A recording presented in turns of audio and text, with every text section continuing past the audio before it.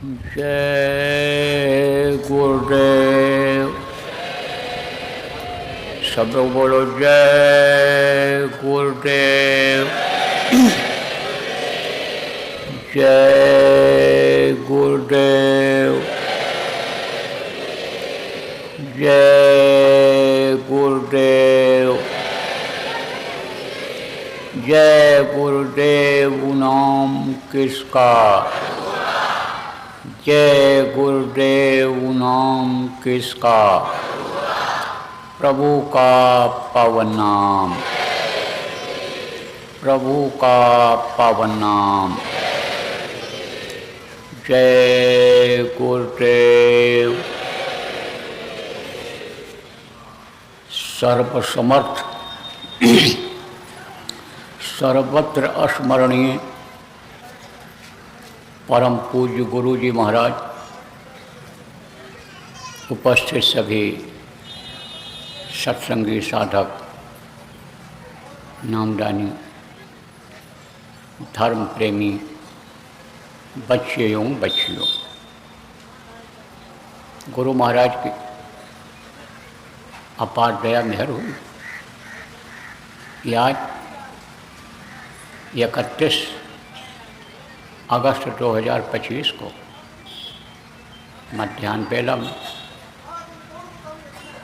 राजस्थान प्रांत के बीकानेर जिला के देशनोक के इस धर्म धरती पर आप लोगों का सत्संग के माध्यम से दर्शन का अवसर मिला। दो शब्द कुछ आपके सामने रखने का, कहने का अवसर मिला। आप लोगों के ऊपर भी उस परम पिता की दया हुई, कृपा हुई कि आपको घर के गृहस्थी के नाना जंजाल से निकाल करके और यहाँ सत्संग में लाए। ये किसकी दया हुई? उस परम पिता की दया हुई, प्रभु की दया हुई, जो सबका सृजनहार है, सबकी देख रेख करता है, सबको खिलाता है। पैदा होने के पहले जो माँ के स्तन में दूध भर देता है, जो सबकी परवरिश करता है, उसकी दया हुई, उसकी मेहरबानी हुई। देखो प्रेमी, इस तरह का कार्यक्रम पहले के समय में जगह जगह होता रहता था, और जब सत्संग की बातें लोगों को मिलती थी तो उससे लोगों में हर तरह की जानकारी आ जाती थी, लोगों के अंदर में सुधार होता था। सत्संग से हैवान इंसान बन जाता था, और इंसान जब अपना कर्तव्य करने लगता था, मनुष्य शरीर पाने का मतलब समझ जाता था और उपाय करने लगता था, तो इंसान ही भगवान हो जाता था। उसी को लोग भगवान कहने लगते थे। देखो, जितने भी इस धरती पर भगवान कहे जाने वाले लोग हैं, वो सब मनुष्य शरीर में थे। जैसे हमारा आपका ये शरीर है, ऐसे राम भगवान का भी शरीर था, ऐसे कृष्ण भगवान का भी शरीर था, ऐसे महावीर भगवान, चाहे आप ये समझो कि बुद्ध भगवान हों, चाहे परशुराम भगवान हों, जो बहुत से भगवान कहे जाने वाले हैं, सब मनुष्य शरीर में ही थे। लेकिन उन्होंने अपनी आत्मा को जगाया, अपने अंदर वो शक्ति लाई कि जिससे उन्होंने दुष्टों का संहार किया, जिससे सज्जनों की रक्षा किया, जिससे लोगों को खाना पीना, उठना बैठना तौर तरीका सिखाया, जिससे उन्होंने परिवार परिवार में प्रेम भरा, उसको उन्होंने पहले किया गुरु के शरण में आकर के, सीख करके। और हम आप उसको नहीं कर पा रहे हैं, उस चीज़ को नहीं समझ पा रहे हैं कि जिसकी वजह से दुख झेल रहे हैं। और आजकल तो देखो, बहुत दुख है, बड़ी तकलीफ़ें हैं, तरह तरह की बीमारियों से आदमी परेशान है, लड़ाई झगड़ा घर में कुछ कुछ लगा रहता है। घर में कब क्या हो जाए कोई भरोसा नहीं है। कब कोई घर छोड़ करके भाग जाए, कोई जल के मर जाए, कोई जहर खा के मर जाए, कोई फांसी पर लटक जाए, कोई रेल के नीचे, बस के नीचे आकर के मर जाए, कौन किसको मार दे, कौन किसको काट दे, इसका कोई भरोसा नहीं रह गया। देखो प्रेमी, एक समय ऐसा था कि किसान अपने खेत में खड़ा होकर के हाथ जोड़ करके पानी मांगता था, बादल बरस जाते थे। वीर तरकश से तीर निकाल करके और धनुष पे चढ़ा करके मारता और दुश्मन को मार करके तरकश में तीर फिर आ जाती थी। आप देखो प्रेमियों, इतनी शक्ति लोगों के अंदर में थी कि एक जगह से दूसरी जगह ऐसे से शरीर उड़ करके पहुंच जाते थे। आप कहोगे झूठ बोल रहे हो, कैसे झूठ बोलेंगे जब लिखा पढ़ी में है कि हनुमान जी उड़ करके गए थे और पूरा पहाड़ उठा करके ले आए थे। तो जो भी बातें कही जाती हैं या आज कही जाएंगी, ये सब लिखा पढ़ी के आधार पर कही जाएंगी। आप किताबों में देख लो, पुराणों में देख लो, वेद का अध्ययन कर लो, सब में लिखी हुई बातें मिलेंगी आपको। तो वो शक्ति थी लोगों में। ये जो देवियाँ बैठी, ये माताएं बच्चियाँ बैठी हुई हैं, इन्हीं जैसी तो सती सावित्री थी, जिन्होंने जिनने अनसुया यानी इन्हीं जैसी थी कि जिन्होंने ब्रह्मा विष्णु महेश को छोटा छोटा बच्चा बना दिया था। तो वो शक्ति होती है। कौन सी शक्ति, कौन सी ताकत होती है? आत्मशक्ति। आप कहोगे आत्मा क्या होता है? क्योंकि ऐसा सत्संग आपको यहाँ सुनाने वाले लोग कम आए होंगे। राम कथा, कृष्ण कथा, महाभारत की कथा, अन्य देवी देवताओं की कथा, यहाँ करणी माता का मंदिर यह स्थान मशहूर है, यहाँ आपके यानी आते रहे होंगे लोग इन कथाओं को सुनाने के लिए। लेकिन सत्संग सुनाने वाली बातें यानी करने वाले लोग कम आए होंगे, इक्का दुक्का कोई आया होगा और आप में से शायद ही उसमें कोई पहुंच पाए होंगे। तो मैं आपको यानी समझो ज़्यादा से ज़्यादा जानकारी कम समय में देना चाहूँगा। तो आत्मा किसको कहते हैं? ये जो शरीर को चलाती है वही है एक शक्ति। इसको आप देख नहीं सकते हो। जैसे बिजली का तार होता, अब बिजली के तार में कितनी शक्ति है ये नहीं पता है आप, कि एक बल्ब जलेगा कि 10 बल्ब जलेंगे, कि 10 पंखा चलेगा कि एक पंखा चलेगा। तो वो क्या है अंदर में उसके? शक्ति, अदृश्य शक्ति है। देखो मोबाइल लगाते हो और अमेरिका में बैठे हुए आदमी से बात कर लेते हो, दुबई में बैठे हुए आदमी से, नेपाल में बैठे हुए आदमी से, बम्बई में बैठे हुए आदमी से, कलकत्ता में बैठे हुए आदमी से आप बात कर लेते हो। तो वो आवाज़ कौन पहुंचाता है? मशीन पहुंचाती है। किसके जरिए जाता है? हवा के जरिए जाता है। तो यह हवा एक शक्ति है, एक ताकत है। इसको देख नहीं सकते हो आप।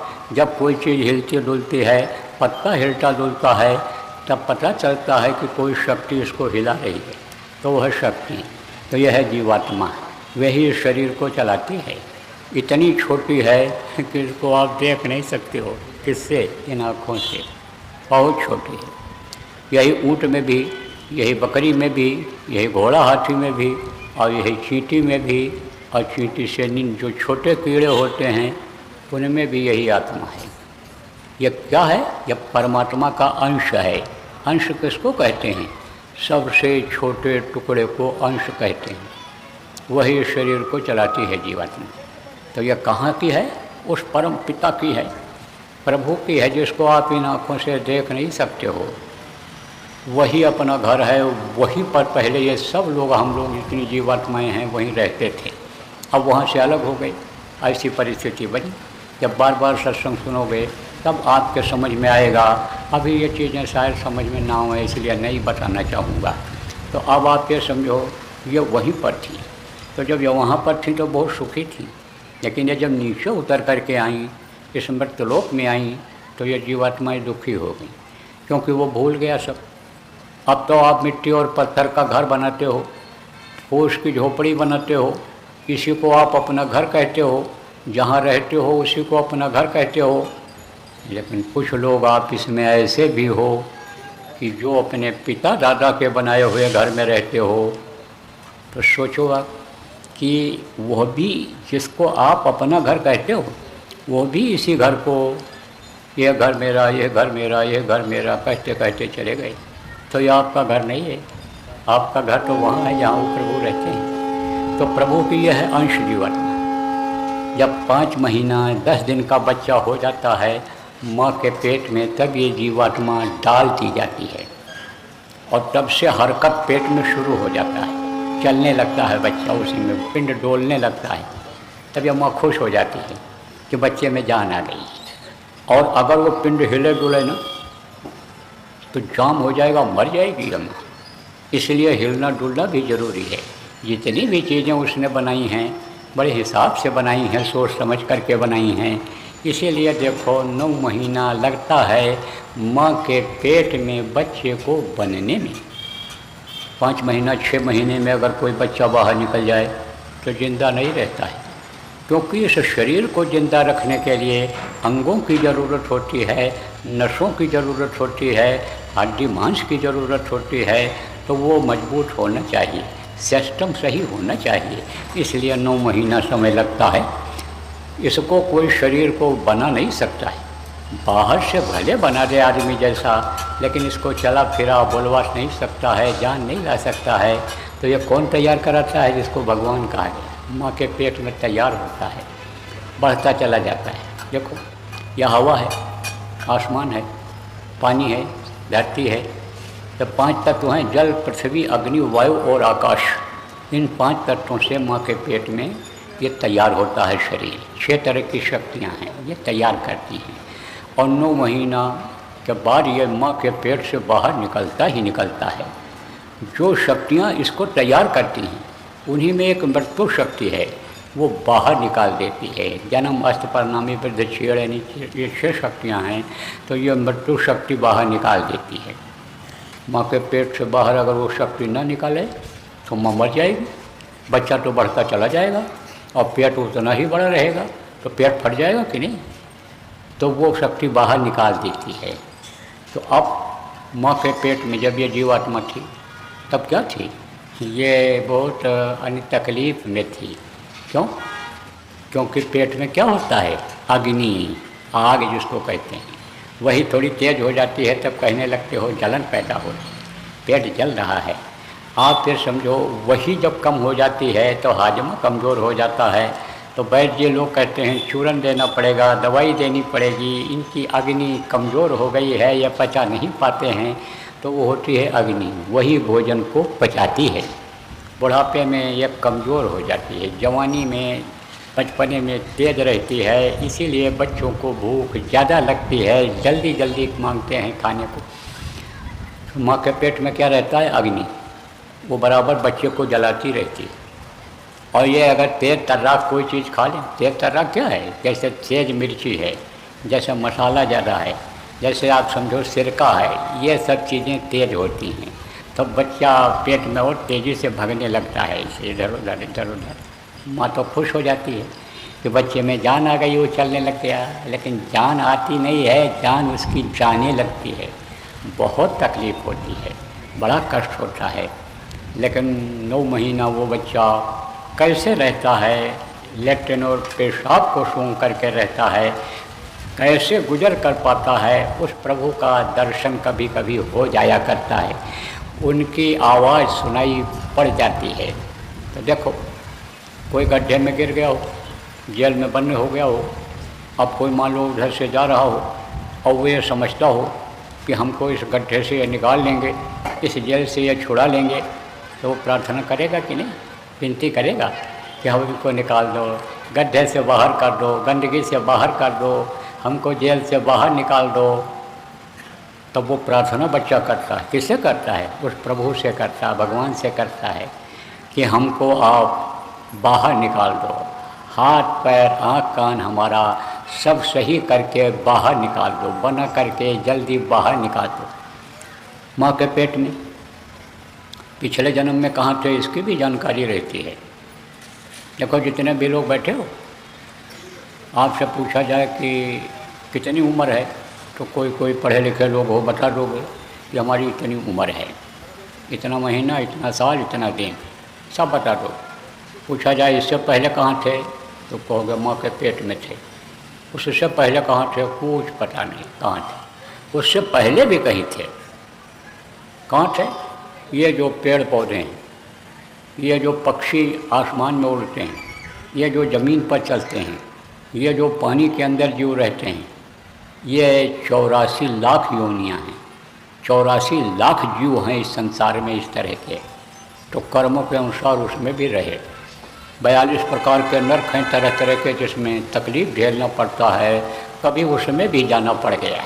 तो अब आप ये समझो कि पिछले जन्म में बहुत तकलीफ़ झेले, यह आपको इस समय मालूम नहीं पड़ रहा है, नहीं दिखाई पड़ रहा है। लेकिन माँ के पेट में जब थे तब वो सब दिखाई पड़ता था, तब जीव बहुत रोता था, पछताता था। जैसे देखो गलती लोग कर बैठते हैं, लेकिन जब जेल में बंद हो जाते हैं, जब मार पड़ने लगती है तब कहते हैं गलती हो गई। ज़्यादा खाते चले जाते हैं और जब पेट फूला, दस्त आने लगा, तबीयत खराब हुई, तब पछताते हैं नहा खा लिया। तो ये आदमी का स्वभाव होता है ऐसा। तब जीव उस वक्त पर पछताता है कि भाई हम गलती कर बैठे, अब गलती नहीं करेंगे, कान पकड़ रहे हैं। उस समय पर माफ़ी मांगता है उस प्रभु से, कहता हमको आप एक बार मौका दे दो, मनुष्य शरीर हमको दे दो आप। इस वक्त पर धरती पर जो हमारे गुरु सद्गुरु रहेंगे उनको खोज करके और उनसे हम जानकारी करके और आपके गोदी में आकर बैठ जाएंगे, आपके चरणों में प्रभु लिपट जाएंगे, एक बार दया कर दो। इन्हीं चीज़ों को संत महात्माओं ने दोहा चौपाई में लिख करके बताया है कि इसको लोग पढ़ेंगे, याद करेंगे, समझेंगे। तो कहा ना, लिखा है अब प्रभु कृपा करहु यही भांति और सब तज भजन करहु दिन राति। सब कुछ तज करके प्रभु मैं भजन करूँगा, सब कुछ छोड़ करके भजन करूँगा, अब एक बार कृपा कर दो, मेहरबानी कर दो।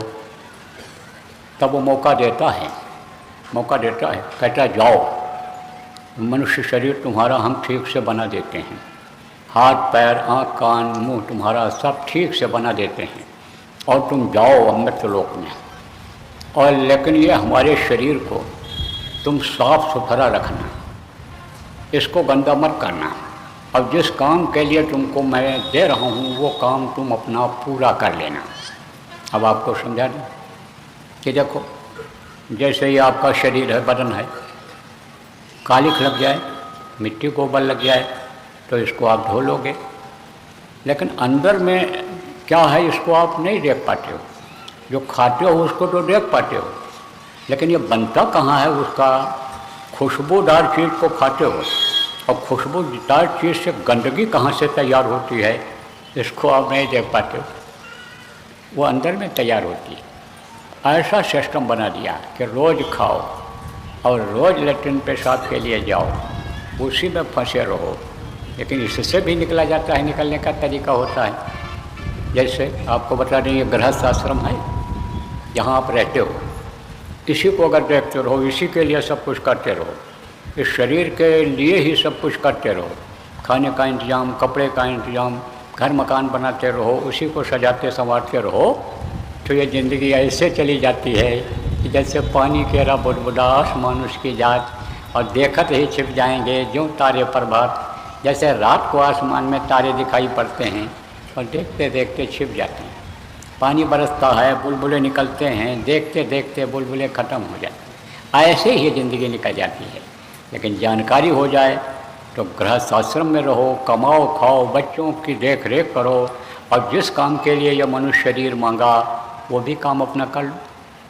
देखो प्रेमी, एक कटोरे में आप शहद रख दो तो एक मक्खी आती है और कटोरे के ऊपर बैठ करके खा करके चली जाती है।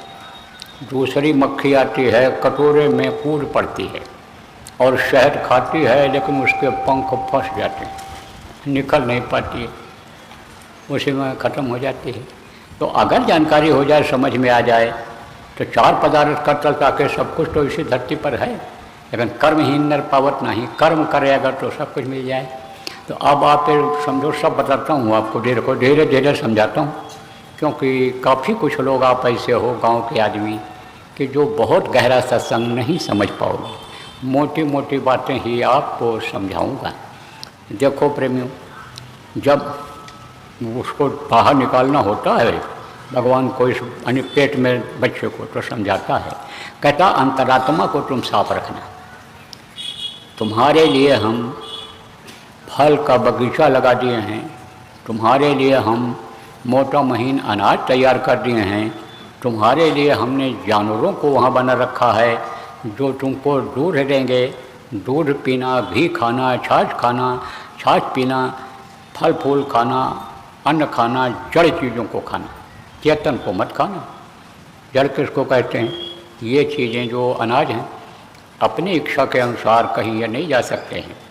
गेहूँ ऐसे एक जगह से दूसरी जगह नहीं जा सकता, बाजरा नहीं जा सकता, तुअर नहीं जा सकता, लेकिन यह पशु और पक्षी अपनी इच्छा अनुसार एक जगह से दूसरी जगह चले जाते हैं। तो ये चेतन है। चेतन खाने का अधिकारी मनुष्य नहीं है, लेकिन न जानकारी में या जबान के स्वाद के लिए जीव हत्या जो बहुत बड़ा पाप है, अहिंसा परम धर्म बताया गया, उसको भूल करके दया धर्म तन बसे शरीर आता कर रक्षा करें रघुवीरा, इसको भूल करके आदमी जानवरों को मार डालता है और काट करके खा जाता है। तो अब आप ये समझो कि यही जीवात्मा जब उनके अंदर है, यही जीवात्मा आपके अंदर है, यही जीवात्मा इन बच्चों के अंदर है। छोटा बच्चा जो पैदा होता है उसके अंदर भी यही जीवात्मा रहती है जो बुढ़े के अंदर है।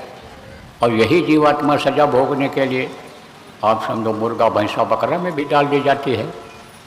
तो जब आदमी का बच्चा मर जाता है तब कहते भाई मुर्दा ले जाओ जलाओ, उसको मुर्दा कहते हैं।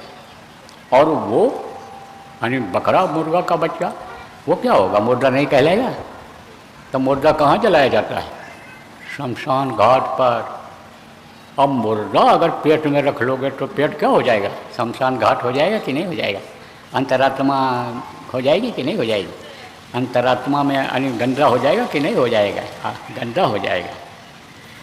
तो किसी से कहो कि भाई शमशान घाट पर चलो, तुम भागवत सुनो, कथा सुनो, शमशान घाट पर यज्ञ करो, पूजा पाठ करो, तो कोई जाएगा? नहीं जाएगा। कहेंगे यहाँ कबूल नहीं होगा, गंदी जगह है। अब आप सोचो, जब ये अंदर की जगह गंदी रहेगी तो वहाँ कोई पूजा पाठ कबूल होगा? देखो सही बात तो यह है, सच कहने में हमको कोई संकोच नहीं है। आपकी यह धार्मिक नगरी है, यहाँ धर्म कर्म का संदेश होता रहता है, धर्म कर्म के काम होते रहते हैं। आप ये समझो धर्म करने के लिए बहुत से लोग यहाँ आते हैं, लेकिन कबूल नहीं होता है, स्वीकार नहीं होता है। अनुष्ठान होता है, यज्ञ होता है, जप होता है, तप होता है, व्रत रहते हैं लोग, सब काम करते हैं, लेकिन तकलीफ जा रही है, बढ़ती चली जा रही है जाने के बजाय। जैसे बताए ना, बीमारी, घर घर बीमारी, घर घर लड़ाई झगड़ा, घर घर टेंशन, रुपया पैसा बहुत कमाते हैं, बरकत नहीं होती है, जान नहीं पड़ता कहाँ चला गया। ये सब समस्याएं बहुत पैदा हो रही। टेंशन जिसको कहते हो, यानी कहते हैं दिमाग काम नहीं करता, पागल जैसा हो रहा है। तो ये सब बहुत बढ़ता चला जा रहा है। और ना अगर विश्वास हो आपको तो मैं बता सकता हूँ, इन्हीं में बता दूँगा कि इनके घर में बीमारी बनी ही रहती है। इनके घर में ये चीज़ें जो बता रहा हूँ ये बराबर बनी ही रहती है। एक दो को 10, 20, 25 को बता दूँगा, 50 को भी बता सकता हूँ, इसी में है, सब तकलीफ नहीं है। धन भी है, शरीर भी तंदुरुस्त है, इज्जत भी है, ऊंची कुर्सी पर बैठते हैं, सम्मान जिसको कहते हो, सम्मान इज्जत है, लेकिन शांति नहीं है कि आराम से खा लें, हजम हो जाए और आराम से भगवान का नाम लेकर के सो जाएं, वो नहीं है। तो उसका मुख्य कारण यही है कि यह जो मानव मंदिर कहा गया, मनुष्य शरीर, इसी को गंदा कर लिया। मुसलमानों ने इसको जिस्मानी मस्जिद कहा, इबादत कार कहा, स्पिरिचुअल मास्टर ने टेम्पल ऑफ लिविंग गॉड कहा, गुरुओं ने इसको गुरुद्वारा कहा, इसी को गंदा कर लिया। तो वो कहता है इसको साफ सुथरा रखना, और जिस काम के लिए तुमको भेजा जा रहा है वो काम तुम कर लेना। लेकिन वो वादा याद नहीं आ रहा है। क्यों नहीं याद आ रहा है? क्योंकि यह भूल और भ्रम के देश में आ गए। कहाँ आ गए? इस मृत्युलोक में पैदा हो गए, यहाँ आ गए। मृत्युलोक किसको कहते हैं? जहाँ से एक दिन सबको बाहर निकाल दिया जाना होता है। यहाँ जो मनुष्य शरीर में पैदा हुआ, कीट पतंग जो बना, यहाँ जो पक्षी बना, पशु बना, जल का जीव बना, मछली मगरमच्छ कछुआ बना, वो कोई जिंदा रहा हमेशा? सबको मरना पड़ता है, इसलिए मरने वाली जगह को मृत्यु लोक कहते हैं।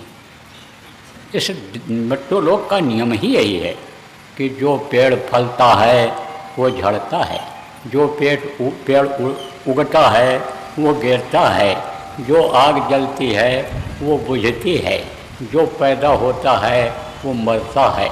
यहाँ का नियम ही यही है। तो इस मृत्युलोक में आए तो भूल गए। तो सत्संग क्या याद दिलाता है? संतों के पास लोग क्यों जाते थे सत्संग सुनने के लिए? इन्हीं चीज़ों को याद करने के लिए। और जब इन चीज़ों को याद कर लेते थे तो यही गृहस्थ आश्रम देखो स्वर्ग जैसा था, इसमें कोई खींचातानी नहीं थी, एक जैसा खाना पीना था, एक जैसा पहनावा था, एक जैसे विचार लोगों के थे, एक जैसा पूजा पाठ था, जो इस समय पर नहीं देखने को मिल रहा है। विरोध हो रहा है परिवार में और उसी में एक दूसरे को मार डाल रहे हैं, जान चली जा रही है, घर में बंटवारा हो जा रहा है, रुपया पैसा जमीन जायदाद के लिए कत्ल हो रहा है। तो प्रेमियों, आप इस बात को समझो कि मृत्युलोक में आए तो वो वादा गया भूल, उसको याद करने की आज ज़रूरत है। और अगर आज नहीं याद करोगे तो रोते हुए पैदा हुए हो और रोते रोते ही ये ज़िंदगी बीत रही है और रोते ही रोते ख़त्म हो जाओ, कुछ नहीं मिलेगा। जो अनमोल चीज़ मिल गया आपको, जिसको कोई बना नहीं सकता है, ऐसा मनुष्य शरीर मिल गया, जिस शरीर के लिए देवता तरसते हैं, नर समान नहीं कोनो देही, जीव चराचर जाचते ही। जितने भी चराचर के जीव हैं सब जिसको मांगते रहते हैं, ये आपका बेकार चला जाएगा, व्यथा चला जाएगा। और ये जो दिन और रात रूपी चूहे हैं, ये उम्र को दिन रात काट करके ख़त्म कर देंगे।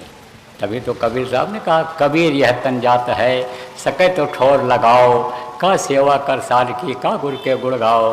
तभी तो इन लोगों ने चेतावनी दिया है। उदाहरण इसलिए दे रहा हूँ कि आप लोग जो पढ़े लिखे लोग बैठे हो, ये न कहो कि बाबा अपने मन से आए और अपनी बात कहकर चले गए, आपको विश्वास हो जाए, इसलिए इस बात को बता रहा हूँ। तो देखो, गांव के लोग, आप सीधे साधे लोग, दिन में कमाते हो और शाम को खाते हो, और भगवान का नाम किसी ने कुछ तो बता दिया, उसी को आप याद करके भगवान को नाम ले करके सो जाते हो। तो आपको सीधी साधी बात बता रहा हूँ, अब आपको समझो कि यह मनुष्य शरीर का समय निकला चला जा रहा है, और आपने वादा किया था कि हम भजन करेंगे, तो भजन करो। यानी समझो, जिस काम के लिए मनुष्य शरीर मिला है वो काम आप अपना करो।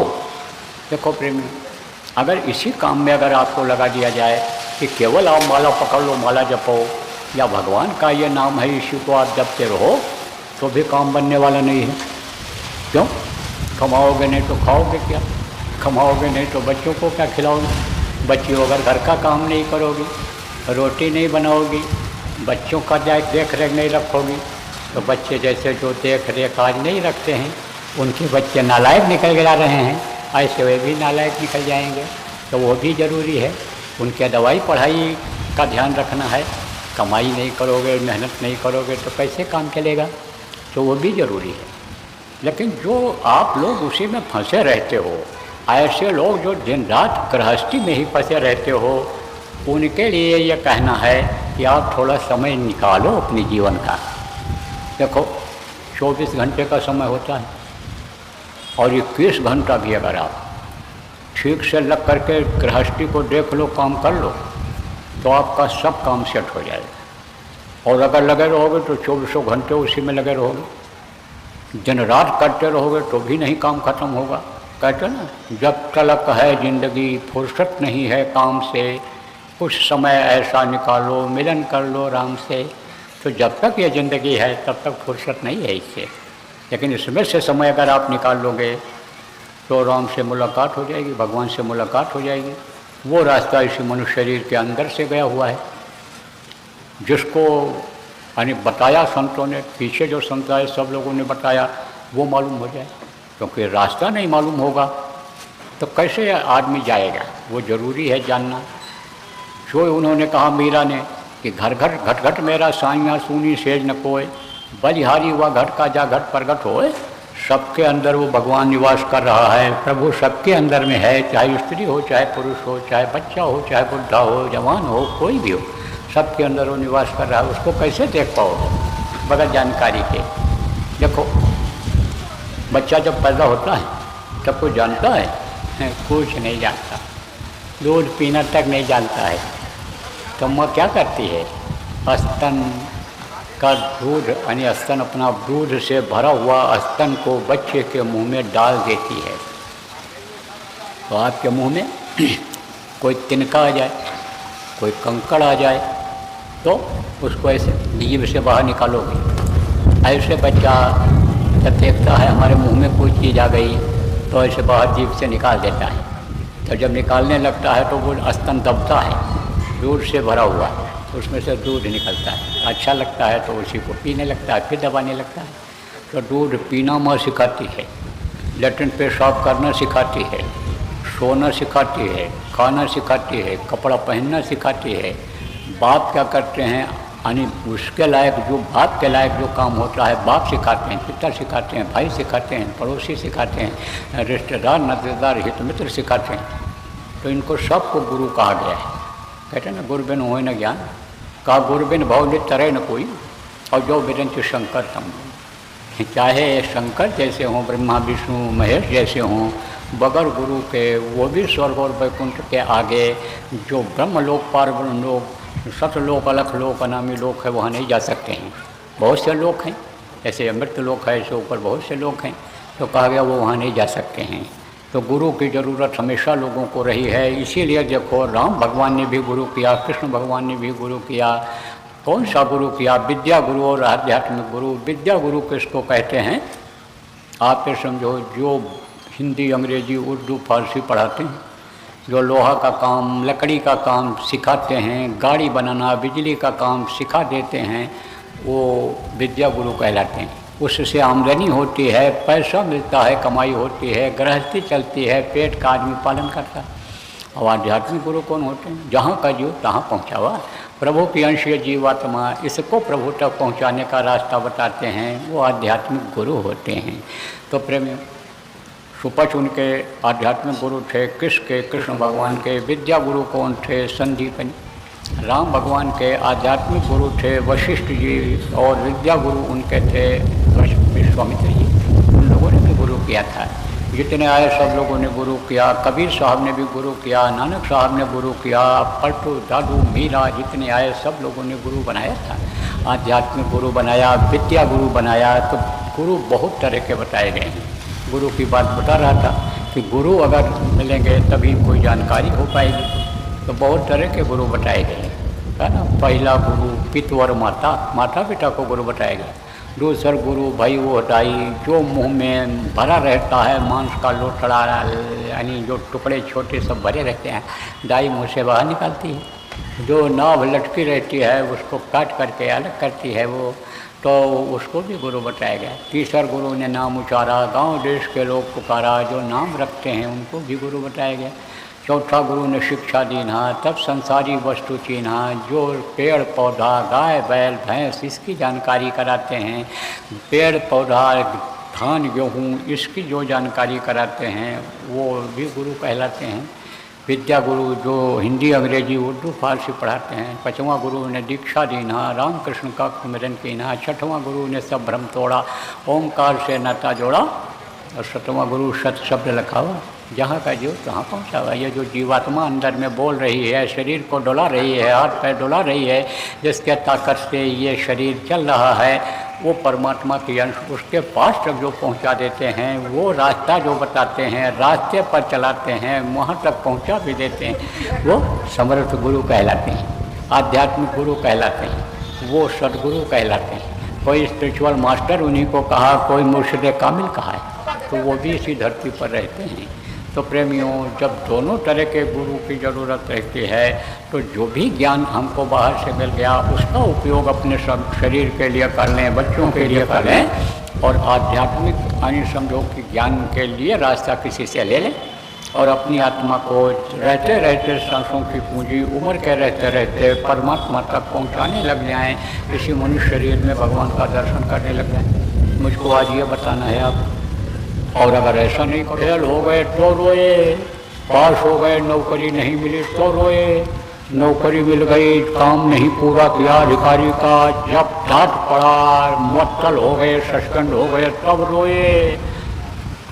रोने ही तो पड़ता है, बच्चे नहीं होते हैं तब रोते हैं। और जिनके 4 बच्चे हो गए, कहो दादाजी आप बड़े खुशहाल हो गए, आपके 4 बच्चे बहुएं नाती पोता सब सेवा करते होंगे। इस समय पर डोकरा क्या कहता है, बुढ़ा क्या कहता है, अरे ये मर जाते तो ठीक था, ये जीने नहीं दे रहे हैं। सच पूछो तो भैया 9 आंसू हमारे गिर रहे हैं, रो रहा हूँ मैं। तो अब आप ये समझो रोते ही रोते ज़िंदगी ख़त्म हो जाती है और आखिरी वक्त पर भी रोना होता है, क्योंकि जो अपने शरीर के लिए ही सब कुछ करते रहते हैं, खाने पीने और मौज मस्ती में ही समय बिताते रहते हैं, जीवों पर दया नहीं करते हैं, मार मार करके काट काट करके पहलवान बलवान शरीर को बनाने के लिए जानवरों का मांस खाते हैं, मछली को तड़पा तड़पा करके मार करके खाते हैं, अंडे को पी जाते हैं खा जाते हैं। आप ये समझो जो चोरी करते, व्यभिचार करते, खून कत्ल करते, मारपीट करते, ठगी करते, उन लोगों को यमराज के दूत पकड़ने के लिए आते हैं मरते समय, मशाल लेकर के, मुकदर लेकर के, हथौड़ी लेकर के, साकल जिसको कहते हो जंजीर लेकर के आते हैं। कैसे होते हैं? ओ लंबे तड़ंगे, कुरूपी 3 आँखें होती हैं, लंबी सी नाक होती है और कड़बोदार शरीर होता है, आवाज़ इतनी कड़क होती है, उनकी तेज होती है कि खून पानी हो जाता है। आप ये समझो ताकत शरीर की ख़त्म हो जाती है, आँख से दिखाई नहीं पड़ता, कान बहरे हो जाते हैं, जबान पुतली हो जाती है, काका चाचा नाना सबको पुकारता है, जिसको याद करता रहा लड़कों को बहुओं को उन्हीं को पुकारता है कि बचा लो बचा लो बचा लो बचा लो बचा लो, लेकिन वो बचा पाते हैं? सब ऐसे खड़े रहते हैं, आस पास योद्धा खड़े, सभी बजाओं गाल और महल से हमको ले चलो ऐसो काल कराल। वो काल के जो जीव आते हैं यमराज के दूत, छोड़ते नहीं किसी को, मार मारते हैं, कूटते हैं, झुलसाते, मारते समय हड्डी हड्डी चटकती है। सहजोबाई कौन थी? साधक थी, महात्मा जिनको कहते हो। सहजोबाई ने कहा कि सहजो मौत के समय पीड़ा उठे अपार और बिच्छू 60,000 जो डंक मारें एक सार, 60,000 बिच्छू जैसे डंक मारें, बदन में दर्द पैदा हो, ऐसा दर्द मरते समय होता है। तो जब दर्द होता है, तकलीफ होती है, तभी तो आदमी रोता है, तभी रोता है। चाहे कोई मर जाए तो रोवे और चाहे कोई लड़की विदा हो रही हो तो रोवे कि हमारे पिता माता परिवार के लोग सब छूट रहे हैं हमसे। दोनों के रोने में अंतर होता है, लेकिन रोते दोनों हैं। तो अब आप ये समझो उस समय बहुत तकलीफ होती है, बड़ा कष्ट होता है रोते समय, मरते समय। तो एक तकलीफ तो झेल लिया जो आपको याद नहीं है, जब पैदा हुए थे रोए थे वो तो भूल गए, लेकिन दूसरी तकलीफ को आज याद रखो आप कि कहीं हमको मरते समय न तकलीफ हो कि छटपट करके मरना पड़े। जिस तरह से जानवरों को मारते हो, पक्षियों को मारते हो या मांस ही उनका लाते हो, खरीद करके खाते हो जो मारे जाते हैं, छटपट जिस तरह से करते हैं, आप ये समझो प्रेमियों कि उस तरह से छटपटा के न मरना पड़े, क्योंकि कर्मों का विधान बना है, जो जस कीन सो तस फल चाखा, यानी जैसा जो करता है उसको वैसा फल भोगना पड़ता है। बहुत से लोग तो देखो ऐसी गलती कर बैठते हैं कि कहते हैं अरे आँख बचा करके गलत काम कर लो, क्या कहीं कोई देख रहा है? लेकिन जिसको नहीं देख पा रहे हैं वो सब देख रहा है। कहा ना, राम झरोखे बैठकर सबका मुजरा ले, जाकी जैसी चाकरी वाको वैसा दे। सजा मिल जाती है, कर्मों का फल मिल जाता है। कर्म प्रधान यह विषय रच रखा, जो जसकिन सुतस फल चाखा, उसको उसे भोगना पड़ता है। तो भाई भोगना न पड़ जाए, कर्म ऐसे न हो जाए, न बन जाएं, उसके बारे में सोचने की समझने की प्रेमियों आज ज़रूरत है। तो देखो यानी समझो कि सबका मोटी मोटी बात आपको बताऊंगा। आप समझो कि यानी सब काम करो गृहस्थी का, लेकिन थोड़ी देर भगवान का नाम लो। आज बताऊंगा आपको कौन सा नाम, जिसके लिए कहा गोस्वामी जी महाराज ने कि कलयुग केवल नाम अधारा और सुमिर सुमिर नर उतरें पारा। वो नाम याद करते ही भवसागर से पार हो जाए। अब कहोगे भवसागर क्या है? यही तो है भवसागर, जहाँ करते हो। जैसे कोई खुशी हुई, ओ आदमी ठट्ठा ठट्ठा के हंसने लगता है। बस कोई घर में ही बोल दिया कोई कड़क बात, या कहीं से टेलीफोन आ गया कि गाड़ी लड़ गई, रिश्तेदार बहुत बीमार हो गए, वो ख़त्म हो गया, वो बेटा जो घर से निकला था और माँ बाप ने भेजा था कि जा बच्चा स्कूल में पढ़ के आ जा, वो एक्सीडेंट में ख़त्म हो गया।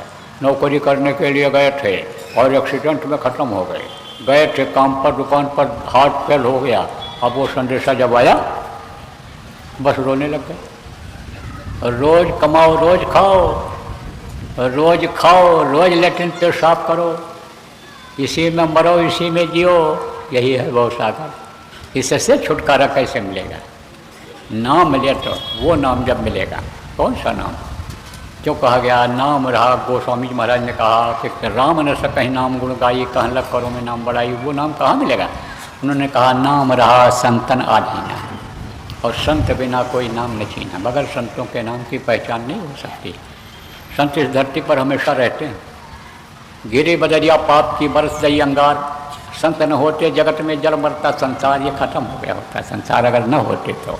संभाल करते रहते हैं, हमेशा रहें तो रहे हैं और रहेंगे जब तक धरती रहेगी, तो उनके पास होता है, उनके अधीन होता है। तो वो नाम किसने दिया? उसने बहुत से, उस नाम को बहुत से लोगों ने बताया। कबीर साहब ने बताया, नानक ने बताया, अर्जुन देव ने बताया, आप ये समझो, रामदास ने बताया, आप ये समझो कि यानी गरीब साहब ने बताया, आप ये समझो प्रेमियों, ईश्वरदयाल जी महाराज ने बताया, विष्णुदयाल जी महाराज ने बताया, गौरेलाल जी महाराज ने बताया, और हमारे गुरु महाराज ने बताया। वही नाम, इस नाम को आप याद करो। ये आर्य नाम है। आर्य नाम किसको कहते हैं? जहाँ से दुनिया जब बनी है तब से नाम चला रहा है, और जब तक दुनिया संसार देवी देवता भगवान जिनको कहते हो रहेंगे, तब तक यह नाम रहेगा। जिसको न कोई छोटा कर पाया, न बड़ा कर पाया, न काट छाँट कर पाया, न कर पाएगा। तो यह है 5 नाम।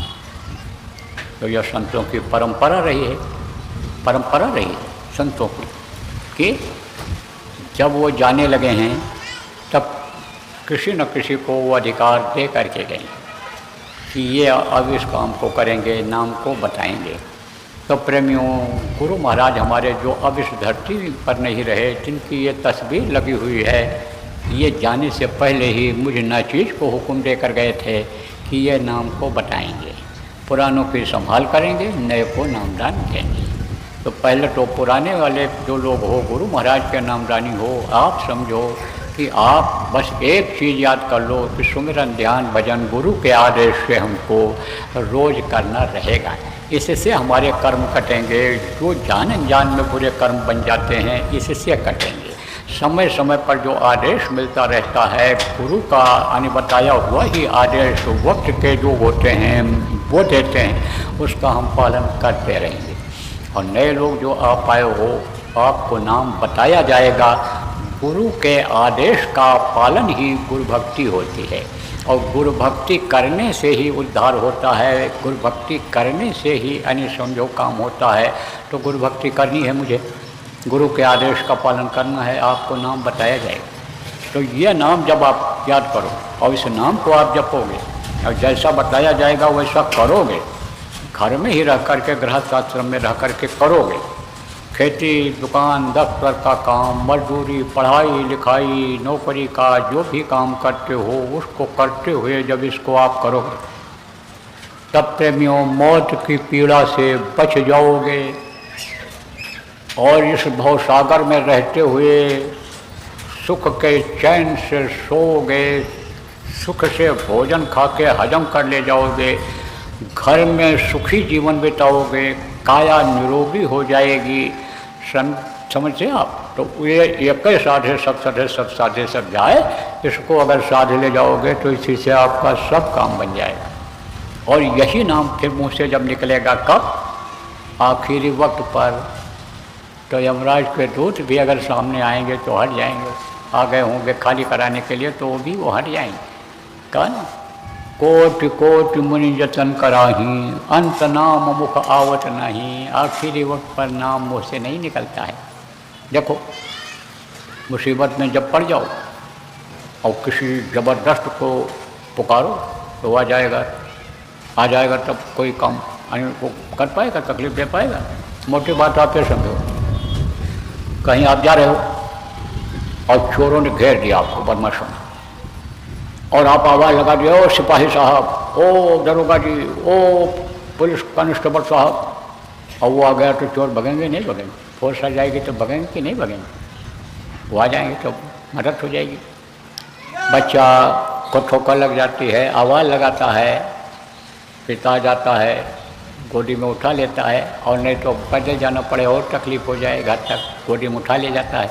कोई लड़का दूसरे लड़के को मारने लगा है, भाई को पुकारा उसने, भाई आ गया तो भगेगा कि नहीं भगेगा?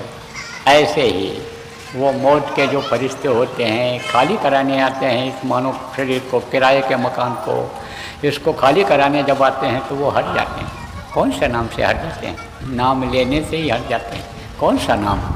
जो गुरु बताते हैं, जो वक्त गुरु जिनको कहा जाता है, जो वो बताते हैं, वक्त के गुरु की ज़रूरत होती है, वक्त के मास्टर की ज़रूरत होती है, वक्त के आप तो समझो डॉक्टर की ज़रूरत होती है।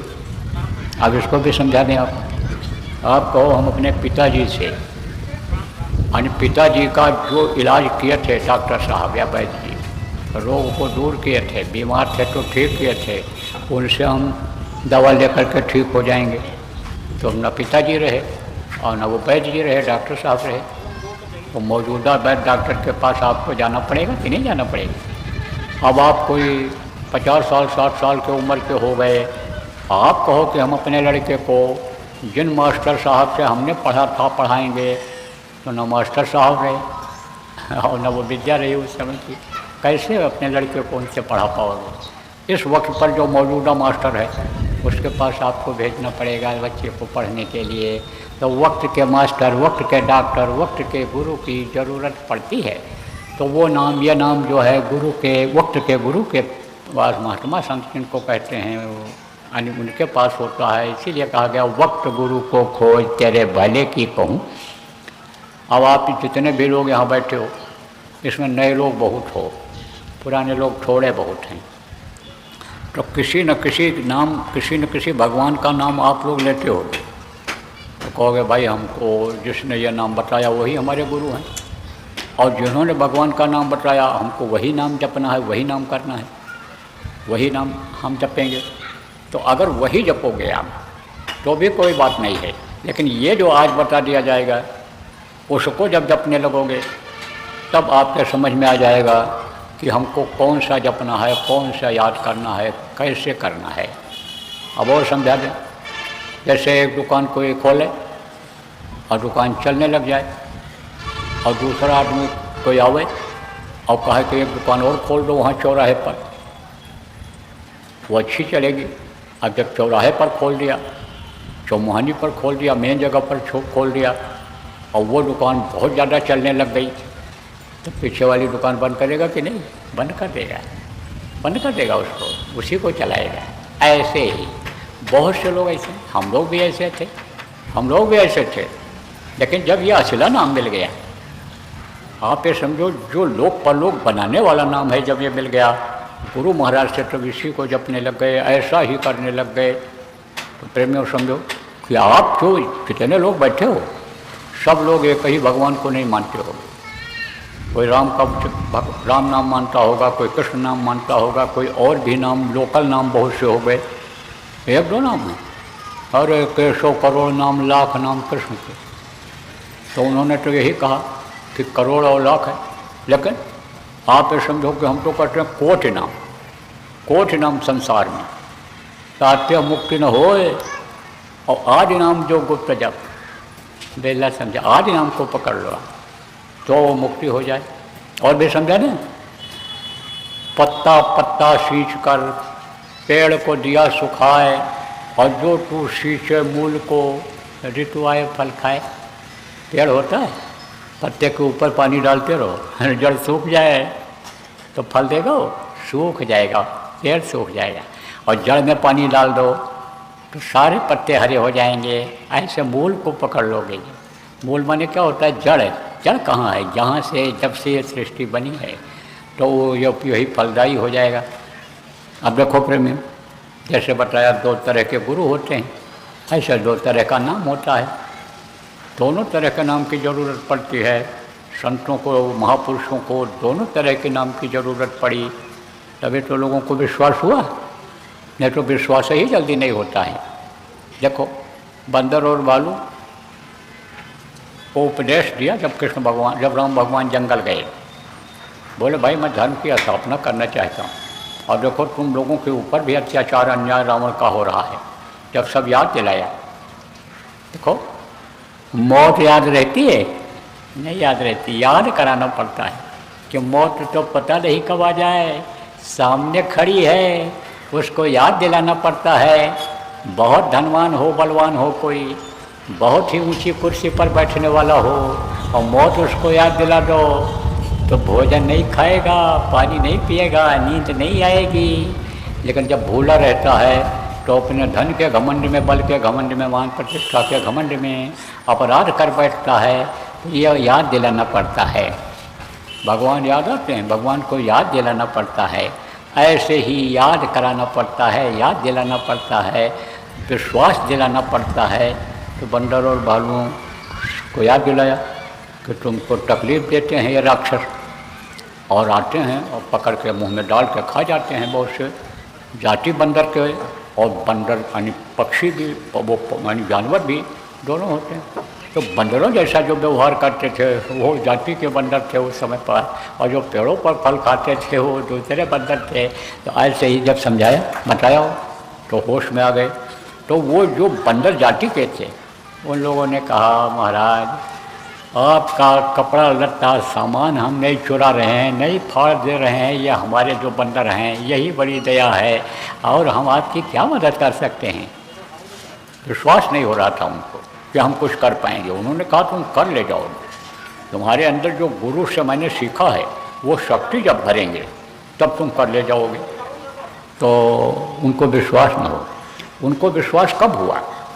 कि जब लंका पर चढ़ाई करने के लिए बंदर और भालुओं से राम भगवान ने कहा चलो अब चढ़ाई करो, दुष्टों का संहार किया जाए, ख़त्म किया जाए, धर्म की स्थापना की जाए। तो कैसे जाएं? सब लोग तो हनुमान की तरह से उड़ के जा नहीं सकते थे। तो बोले पुल बनाओ समुद्र पर। तो बोले कि पुल बनेगा महाराज कैसे? अरे बोले इसमें डालो, पत्थर डालो, अब पत्थर डालें तो सब नीचे चला जाए। समुद्र की गहराई का कुछ पता है कितना गहरा है? तब बोले कि अब राम राम लिख करके डालो इस पर। तो पत्थर के ऊपर राम राम लिख करके डाला और सारे पत्थर तैरने लगे। ओ हिम्मत बढ़ गई, विश्वास बढ़ गया। तो नाम को जगाते हैं जब आते हैं तब। देखो बहुत नाम पुकारा द्रौपदी ने, सब पुकार डाला, कोई मदद नहीं किया। और जब कृष्ण को पुकारा तो आकर के खड़े हो गए। कृष्ण आकर के खड़े हो गए। सारी भी किनारी है, किनारी भी सारी है, कि सारी की ही नारी है, किनारी की ही सारी ना, साड़ी बढ़ती चली गई। लाज बची कि नहीं बची? कृष्ण पुकारा था द्रौपदी को, 12 ग्रह को, 12 तमाम ऐसे कहा। उस समय पर मुँह से लेने वाला ये जो नाम था, जिसको वर्णात्मक नाम कहते हैं, वो शक्ति कृष्ण नाम में थी। जब कबीर साहब आए, सतसाहब नाम की शक्ति बढ़ी, वाहे गुरु नाम में शक्ति आई। जब नानक साहब आए, राधा स्वामी नाम की शक्ति आई। जब शिवदयाल जी महाराज आए तो वो जगाए थे नाम को। गुरु महाराज ने हमारे जय गुरुदेव नाम को जगाया। अब कहोगे भाई जगाया कैसे जाता है, ये भी बता दें आपको। आप लोग कहाँ से जुड़े हुए हो ये आपको नहीं मालूम। कौन सी ताकत आपको चला रही है उसको आप इन आँखों से देख नहीं पा रहे। वही है परमात्मा शक्ति, बहुत पतले तार से जुड़े हुए। वही तार जब कट जाता है तो ये शरीर धड़ाम से गिर जाता है। इसमें सड़न गलन बदबू पैदा हो जाती और लोग कहने लगते ले जाओ जलाओ, नहीं तो मिट्टी खराब हो जाए। इसी शरीर को लोग मिट्टी कहने लगते हैं तार के कटते। ऐसे ही जब महापुरुष नाम को जगाते हैं तो उस प्रभु से जोड़ देते हैं, उसमें भी वही शक्ति आ जाती है जो अन्य समझो शक्ति आपको चला रही है। तो जब उस नाम से पुकारोगे तब वो देखेंगे। जैसे इतने आदमी बैठे हो, आप किसी का नाम मैं लेकर पुकारूँ, जो जगदीश, ओ मोहन, तो आप देखोगे कैसे वो आवाज़ कहाँ जाएगी। आवाज़ कहाँ से निकलती है? अंतर से निकलती है, आत्मा से निकलती है आवाज़। और वो कहाँ जाएगी? आपकी आत्मा के पास जाएगी। कहाँ से जाएगी? कानों से जाएगी और वो सुनेगी आत्मा, और वो कहेगी वहाँ से देखो कौन बुला रहा है। ऐसे ही आपको जो समझा रहा हूँ समझने की कोशिश करो, पढ़े लिखे लोग को, क्योंकि ये तो जो बेचारे गरीब आदमी हैं, अनपढ़ हैं, इनको कोई चीज़ ज़्यादा दुखी हैं, इनको अगर कोई चीज़ बता दो तो ये करने लग जाते हैं। लेकिन जो पढ़ा लिखा आदमी है, तर्क वितर्क करता है, जल्दी विश्वास नहीं होता है, उसको तो दवा पर ही विश्वास होता है, दुआ पर ही विश्वास होता है, जो चमत्कार तुरंत दिखा देते हैं उस पर विश्वास हो जाता है। इसलिए समझाता हूँ आपको, चमत्कार तो तब होगा जब आप कुछ करोगे तब होगा। ऐसे हाथ उठा करके चमत्कार और आशीर्वाद नहीं लिया दिया जाता है या किया जाता है। तो अब आप ये समझो कि महात्मा जोड़ देते हैं उस नाम, उससे जब पुकारा जाता है तब आप ये समझो वो देखते हैं। जैसे आदमी आदमी को पुकारता है तो देखता है आदमी, ऐसे वो देखते हैं। तो जैसे आपका बेटा हो और बेटा आपको याद करे तकलीफ़ में, तो आप देखते हो उसकी तकलीफ़ दूर करते हो। ऐसे ही जब जय गुरुदेव नाम पुकारते हैं तो वो प्रभु देखता है और मदद करने लायक होता है तो मदद कर देता है। नहीं मदद करने का काबिल होता है, जिसको नहीं मदद कर सकता है, उसके अंदर में प्रेरणा भर देता। प्रेरणा किसको कहते हैं? कि जाओ वहाँ सत्संग होगा, वहाँ जाओ सुन जाओ। अब सत्संग में जो बात बता दी गई वही अगर करने लग गए तो तकलीफ दूर हो गई कि नहीं हो गई? ऐसे ही जब सब उसी के जीव हैं तो सब पर वो दया कर रहा है। सकल जीव मम उपजाया, सब पर मोर बराबर दाया, सब पर बराबर दया करता है। तो ये जो जय गुरुदेव नाम है ये जगाया हुआ नाम, गुरु महाराज ने हमारे जगाया था, तो वो तो चले गए, लेकिन आज भी इसमें शक्ति है, ताकत है। तो आपको तो 5 नाम ध्वन्यात्मक नाम अभी बताऊंगा, जो बोला नहीं जाता है सुना जाता है, और सुनते हैं उन नामों को अंदर के कान से तब विश्वास हो जाता है। लेकिन जो मुँह से बोलने वाला नाम है उसको भी बदला देना चाहता हूँ। क्यों? क्योंकि घर में अगर कोई दुखी रहेगा, बीमार रहेगा, तकलीफ़ रहेगी, लड़ाई झगड़ा होगा, कोई समस्या रहेगी, तो भजन भाव भक्ति हो पाएगी? नहीं हो पाएगी। भूखे रहोगे तो भजन नहीं हो पाएगा, भक्ति नहीं हो पाएगी। बीमारी में भगवान भी जल्दी याद नहीं आते हैं, नहीं हो पाएगा। इसलिए वहाँ भी सुख और शांति होना चाहिए। तो जिनके जिनके घर में तकलीफ़ रहती है, बीमारी रहती है, लड़ाई झगड़ा होता है या और समस्याएं हैं जिनकी, आप लोग अपने अपने घरों में जय गुरुदेव नाम की ध्वनि बुलवाना शुरू कर दो। 1 घंटे सुबह शाम जय गुरुदेव नाम की ध्वनि बुलवाओ, इससे फ़र्क दिखाई पड़ने लगेगा। धीरे धीरे फ़र्क दिखाई पड़ने लग जाएगा। अभी तो आप नामदान लेकर जाओगे, समझ करके जाओगे, घर वालों को समझा नहीं पाओगे, बच्चियों तो वो मानेंगे नहीं, बल्कि और विरोध करेंगे, माला फेंक देंगे आप और कहेंगे चल वहाँ हवन करने के लिए चल, यज्ञ करने के लिए चल, चल फूल चढ़ाने के लिए चल, वहाँ पूजा पाठ जब तक मंदिर में नहीं करेगी तब तक तकलीफ़ नहीं जाएगी।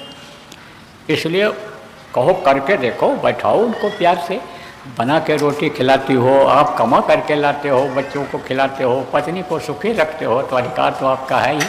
प्रेम से समझाओ, प्रेम से बताओ, उनको बैठाओ और जय गुरुदेव नाम की ध्वनि बुलवाओ, तब विश्वास हो जाएगा।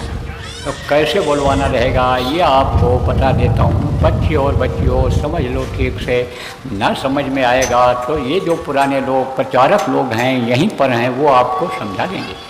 क्या बताएंगे वो, किस तरह बताएंगे? जैसा मैं बता रहा हूँ इसी तरह से बताना प्रेमियों रहेगा, इसी तरह को बताएंगे।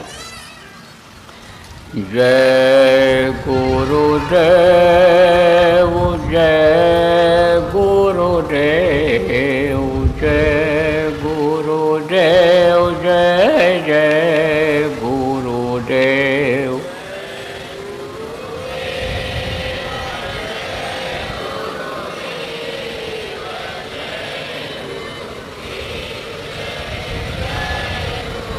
अरे दोहरा लो, यहाँ नहीं बोल पाओगे तो घर पर मरे सर के नहीं बोलोगे। जय गुरुदेव, जय गुरुदेव, जय गुरुदेव, जय जय गुरुदेव।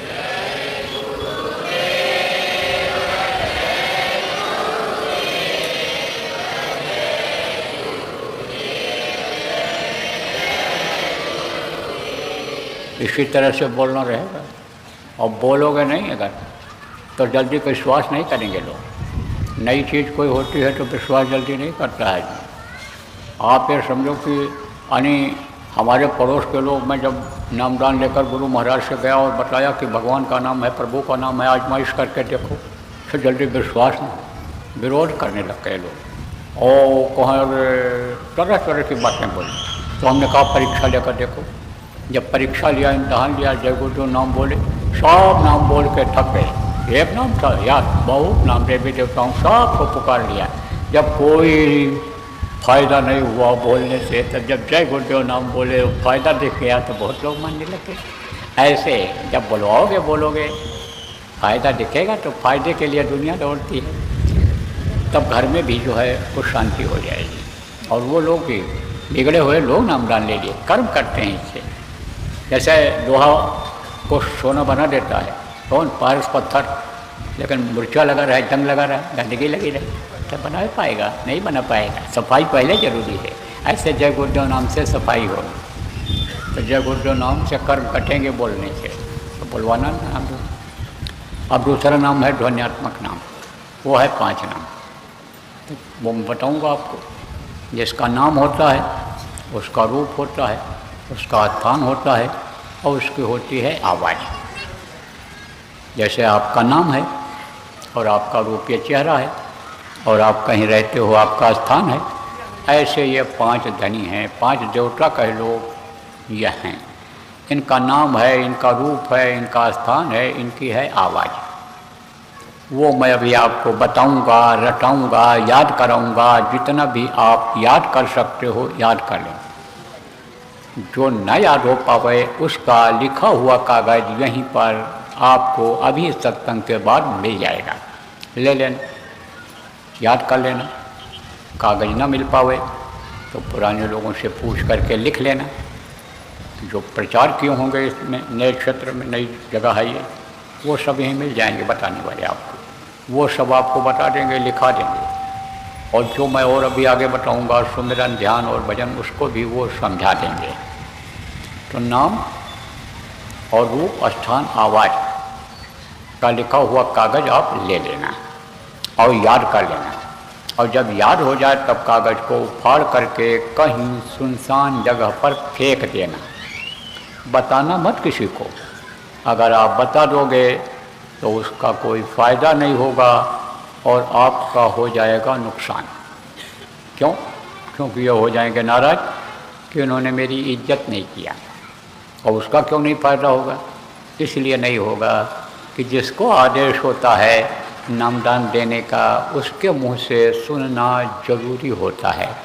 उसी में ताकत रहती है, ताकत आती है नाम में, उसी से बोलने वाले को उसमें ताकत आती है।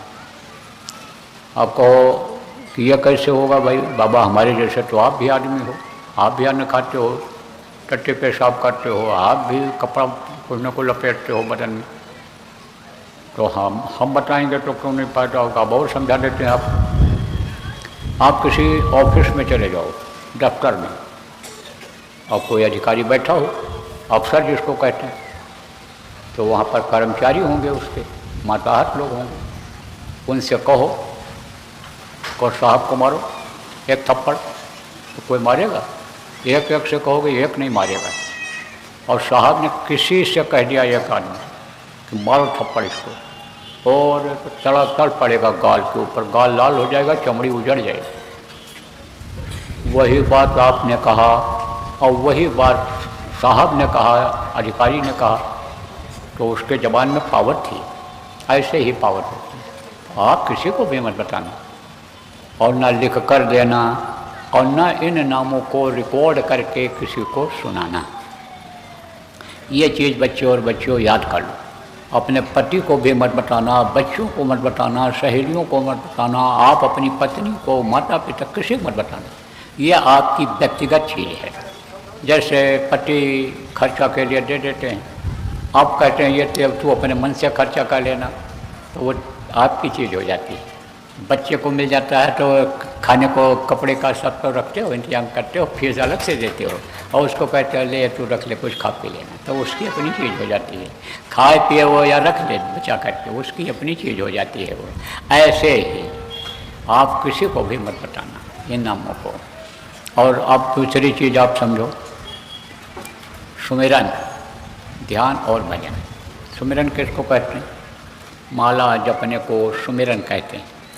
आँख से देखने को ध्यान कहते हैं, कान से सुनने को भजन कहते हैं।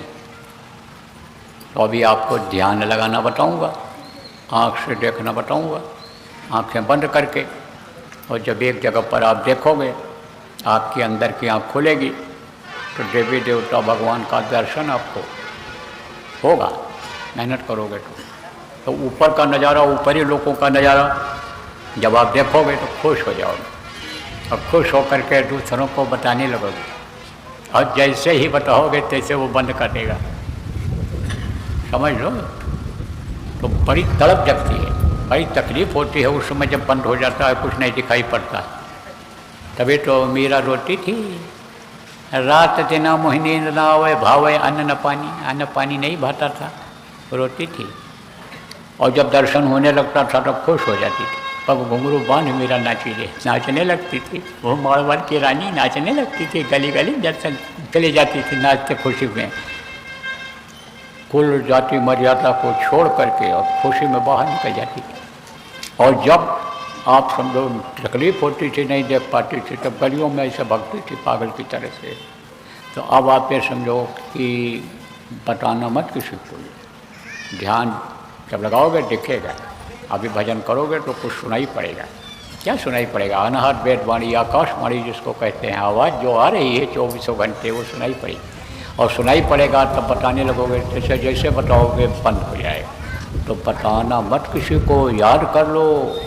और जो समझ रही हो बच्चियों, ये जो नहीं समझ पा रही हैं गांव की औरतें, इनको समझा देना।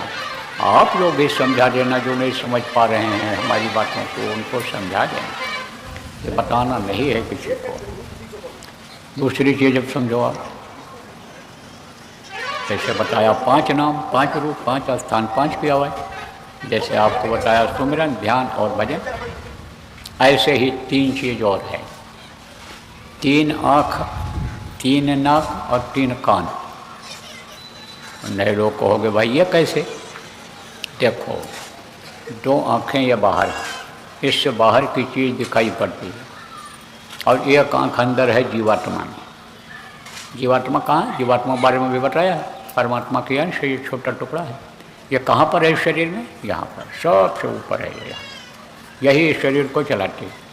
10 प्रकार के प्राण को यही चलाती है। 10 प्रकार के प्राण हैं शरीर में। 72,000 नाड़ियाँ हैं, लाखों की संख्या में नसें हैं, पतली पतली सब, हड्डी मांस खून सब इसी के शक्ति से बनता है, इसी के शक्ति से चलता है जीवात्मा के लिए। यहाँ बैठी हुई एक आँख उसमें है, जिसको दिव्य दृष्टि कहते हैं, सुनेत्र कहते हैं, तीसरी आँख कहा है, थर्ड आई स्पिरिचुअल मास्टर ने कहा है। तो एक आँख जीवात्मा में है। तो 3 आँख यानी 2 आँख बाहर और एक आँख अंदर, 3 आँख। 3 आँख और 3 कान, 2 कान ये बाहर हैं, इससे बाहर की आवाज़ सुनाई पड़ती है, और ये कान अंदर जीवात्मा में है।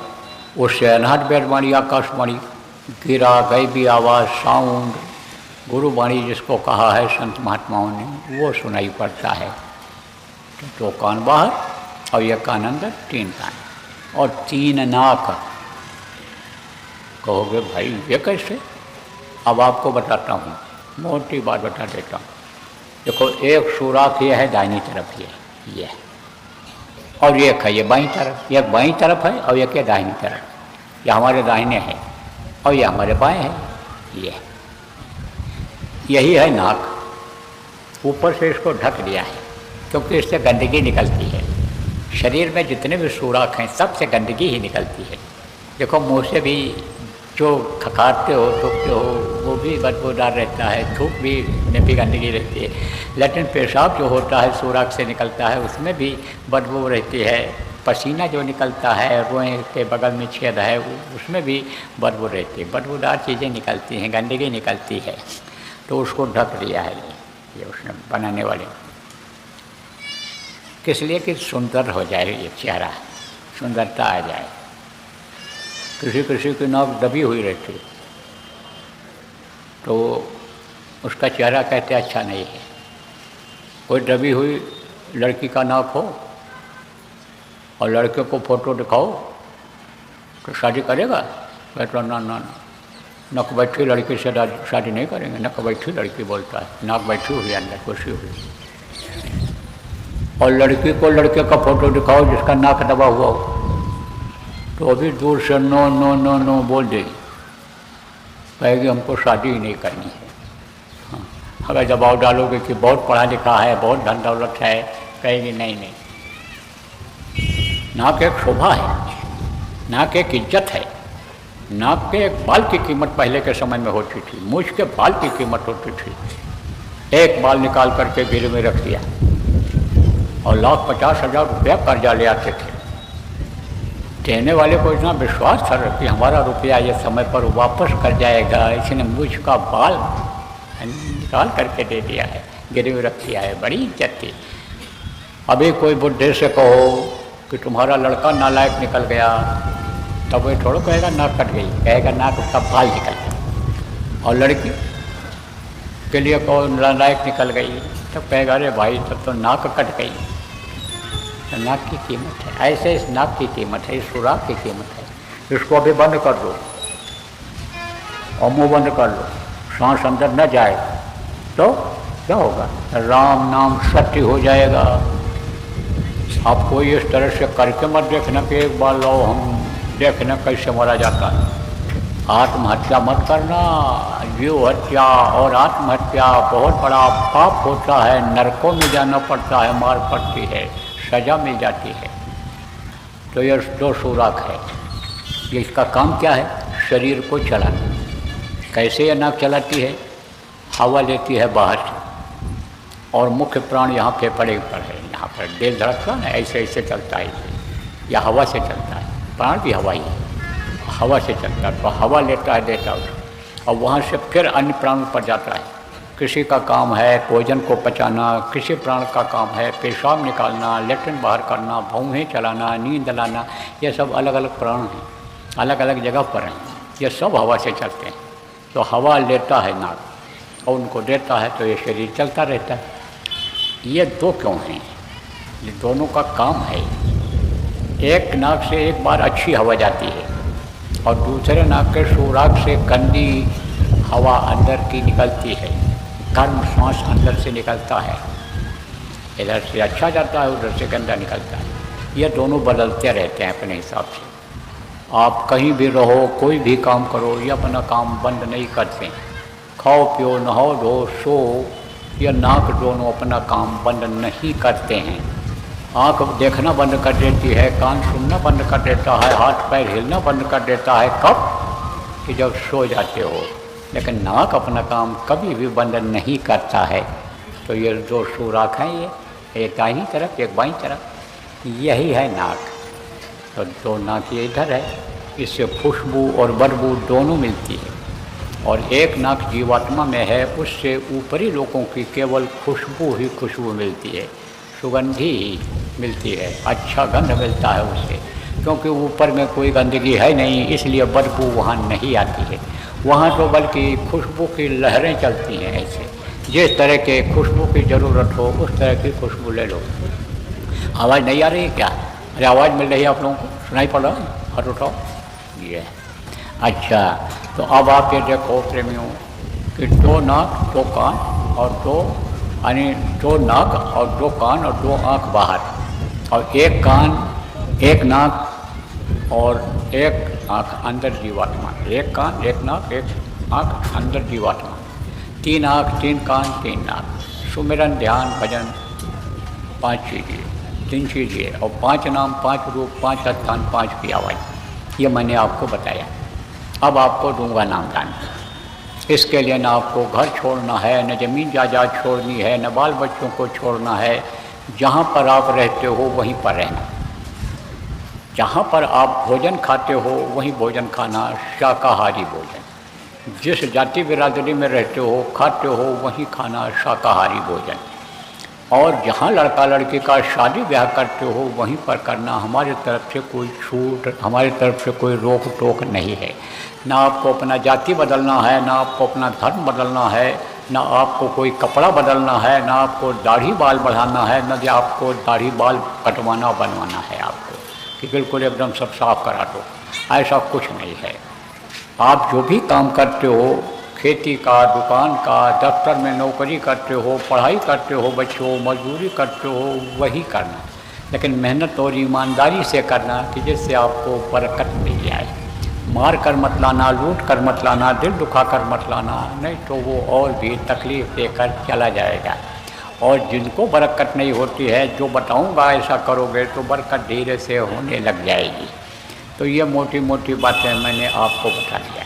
लेकिन आपको अब शाकाहारी रहना है। अगर कोई मांस खाते हो, मछली खाते हो, अंडा खाते हो तो यहीं छोड़ जाओ, यहीं पर यहीं छोड़ जाओ, दे जाओ। यहीं कहाँ ऐसी धरती पर छोड़ जाओ, यहीं काली माता की धरती पर छोड़ जाओ। यहीं समझ लो कि बाबा को मैं दक्षिणा दे के चला गया। ये दक्षिणा है। कोई धन दौलत आपसे नहीं मांगता हो, रुपया पैसा नहीं मांगता हो। क्या मांगूंगा आपसे? हमको तो देने वाले गुरु महाराज कल जिस चीज़ की ज़रूरत है उसको आज ही दे देते हैं, तो आपसे क्या मांगूँ?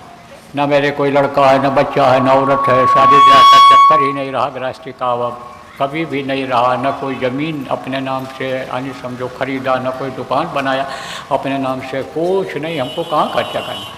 अरे रोटी ये खिला देते हैं, कपड़ा ये दे देते हैं, रहने की जगह देखो बढ़िया से बढ़िया जगह जाता हूँ देते हैं अपने हिसाब से। सब तो ये करते हैं, प्रेमी हमारे करते हैं।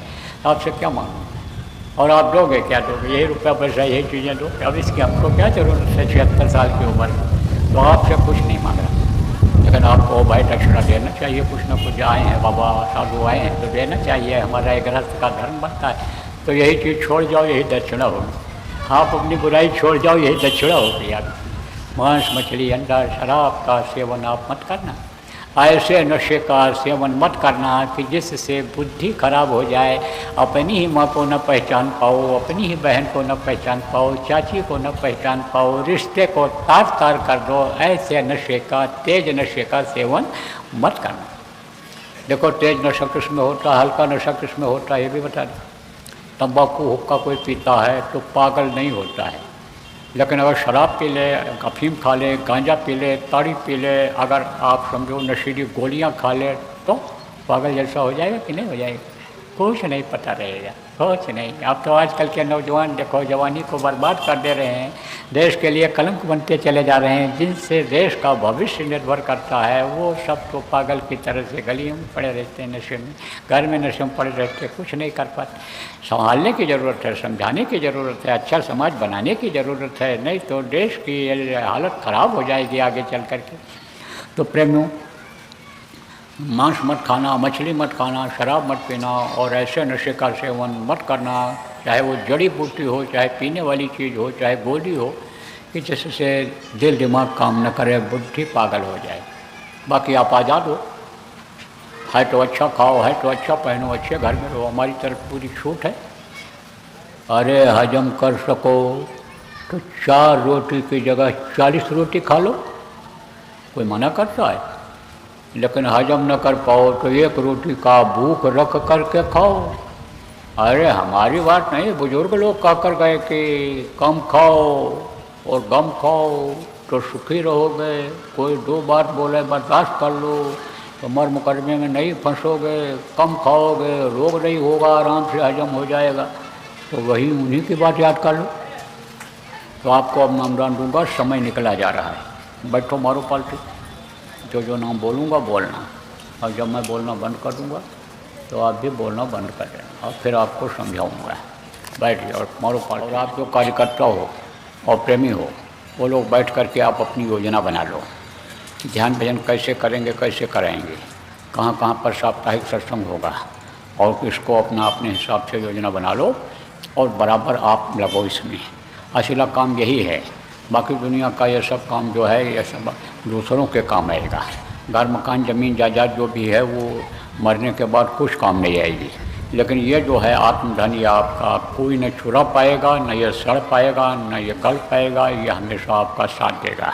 यही भजन तेरे साथ चलेगा, पावेगा विश्राम, यही आराम कराएगा वहाँ अपने घर सतलोक पहुँचाने में, यानी सतलोक पहुँचाएगा। तो बराबर आप योजना बना लो और साधना शिविर लगाओ, जगह जगह पर साधना शिविर लगाओ। साधना शिविर के बारे में बताया गया है आप लोगों को विस्तार से, इनको बता देना जो कार्यकर्ता हो प्रेम हो, आप साधना शिविर के बारे में बता देना। और साधना शिविर ये लोग लगाएंगे, पूरे देश विदेश में लग रहा है, इसमें विदेशों में भी खूब लग रहा है साधना शिविर। और 4 चरणों में लगाने के लिए कहा गया था, बहुत जगह पर तो पूरा हो गया और कुछ जगहों पर अभी जहाँ नहीं हो पाया वो भी पूरा हो जाएगा। तो हम तो ये भी चाहेंगे कि हमारे पास ये लिस्ट आ जाए देश विदेश की कि हमारे ज़िले में साधना शिविर लग चुकी है। कहीं कहीं तो गांव-गांव में लग गया है, आप ये समझो पूरे देश में लग गया है। गांव-गांव में जहाँ संगत ज़्यादा है और जहाँ कम है तहाँ जिला स्तर का लगा है। इक्का दुक्का कोई छोटे होंगे तो उसकी भी खबर आ जाएगी। जितने भी IT वाले हो आप, जितने भी IT वाले आप पता करके बताओ, वहाँ कार्यालय में आ जाए, हेड ऑफिस में आप ये समझो केंद्रीय कार्यालय में खबर आ जाए और फिर वो व्यवस्था बनवा देंगे। कुछ छोटे हैं जिला की, लेकिन व्यवस्था उसकी बन जाएगी तो वहाँ भी लग जाएगा। जहाँ भी संगत अपनी है सब जगह लग जाएगा। ये ज़्यादा ज़रूरी है लगाना, साधना शिविर लगाना ज़्यादा ज़रूरी है। कहा गया था आपको कि नवरात्र के पहले लग जाए, नवरात्र के विशेष आदेश नवरात्र के लिए होगा और फलदायी होगा वो। तो अभी तो जहाँ रह गया है वहाँ भी लग जाए तब खबर दी जाएगी। तो आप ये समझो प्रेमियों कि मैं तो अब यहाँ से 1 घंटे के बाद प्रस्थान कर जाऊँगा, लगभग 1 घंटा पौन घंटा रहूँगा यहाँ। कहाँ जाऊँगा? जोधपुर आश्रम पर, आश्रम प्रेमियों ने बना रखा है और वहाँ भी साधना शिविर चल रही है। ये 3 दिन की साधना शिविर जो अखंड साधना शिविर है वो चल रही है। वो 11 बजे ख़त्म होगी कल दिन में। तो समापन में मुझे रहना है, उन लोगों ने कहा है समापन में आप रहिएगा, तो उसका समापन करूँगा। और परसों 2 तारीख को वहाँ सत्संग नामदान होगा वहीं आश्रम पर, और वहीं पर भी प्रेमी लोग सब इकट्ठा हो रहे हैं। ये अपनी मीटिंग करेंगे जिम्मेदार लोग, वहीं पर जो काम आनी है ये लोगों को बताएंगे, सिखाएंगे, समझो कि ट्रेनिंग होगी वहाँ पर। और 3 तारीख को भी हम वहाँ रुकेंगे, 4 को जाएंगे बालोतरा, 5 को वहाँ कार्यक्रम है और 6-7 को पूर्णिमा का कार्यक्रम होगा जालोर आश्रम पर। जालोर में भी आश्रम बना रखा है प्रेमियों ने, बाहरों पूर्णिमा का कार्यक्रम वहाँ पर होगा। उसके बाद में फिर उधर से वापसी हो जाएगी और अगली पूर्णिमा जो आएगी इसको शरद पूर्णिमा कहते हैं, वो उरई में होगा। ये जालौन जिला उत्तर प्रदेश का है, वहाँ पर उरई है जगह, वहाँ पर होगा। इससे पहले दशहरा का कार्यक्रम होगा, वो भी आपको मालूम हो जाएगा कहाँ पर होगा। ये सब बड़े बड़े कार्यक्रम होंगे जगह जगह पर। अभी बड़ा कार्यक्रम करता हुआ फिर मैं यहाँ पहुँचा हूँ। आपकी जन्माष्टमी अम्बाला में हुई, झंडा लगा था, वहाँ पर लोग गए, प्रणाम किए, अपनी बात कहे और लोगों को बहुत उससे फ़ायदा हुआ।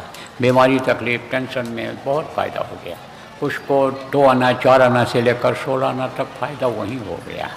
तो यह सब काम भी गुरु महाराज की दया से करना ज़रूरी है। अच्छा समाज बनाना ज़रूरी है।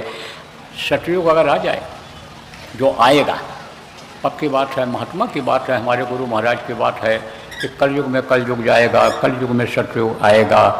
संत वचन पलटे नहीं, पलट जाए ब्रह्मांड। महात्माओं की बात गलत नहीं होती है, होकर ही रहती है। तो अगर सतयुग आ जाए तो अभी सब व्यवस्था सही हो जाए, कोई दिक्कत परेशानी नहीं रह जाए। सतयुग योगी सब विज्ञानी, सब योगी विज्ञानी हो जाएं। समय पर जाड़ा, समय पर गर्मी, समय पर बरसात होने लग जाए।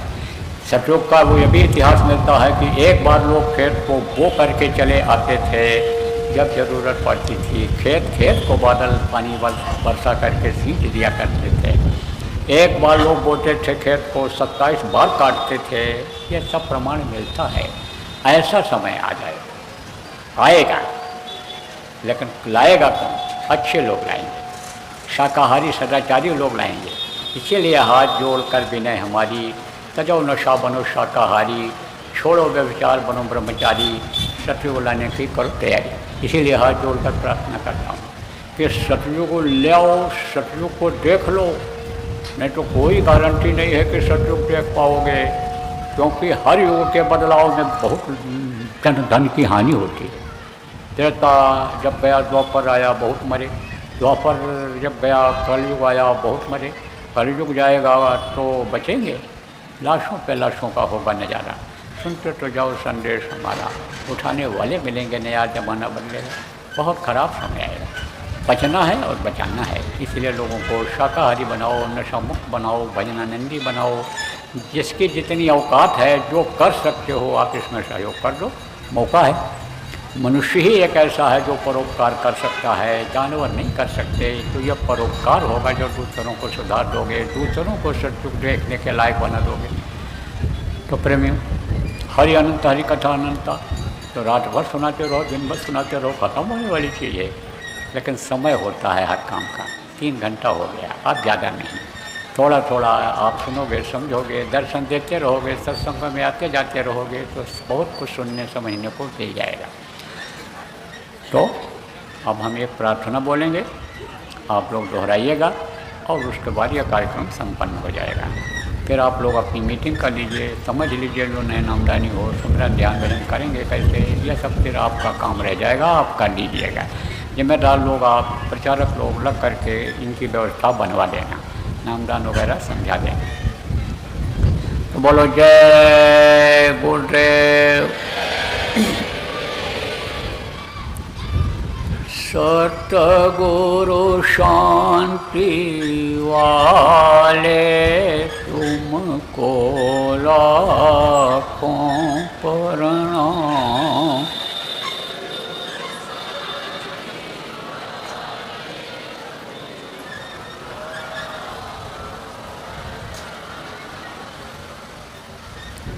भक्तों के रखवाले तुमको लाखों प्रणाम।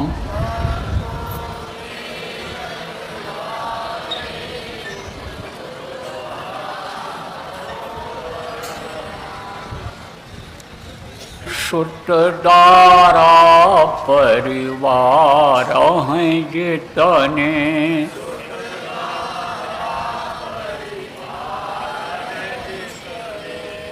सबके प्रेम बतौर हैं सपने।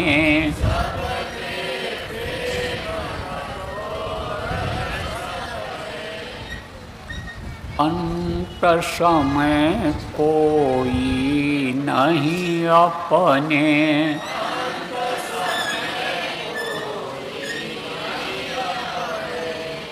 भव पार लगाने वाले तुमको लाखों प्रणाम।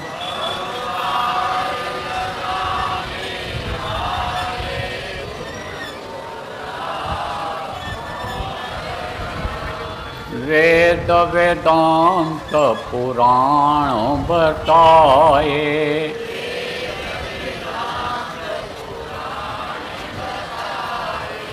सदाचार सतसंग गाए।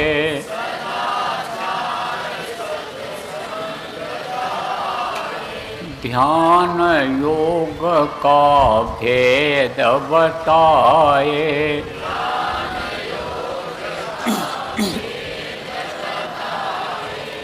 ज्योति जगाने वाले तुमको लाखों प्रणाम।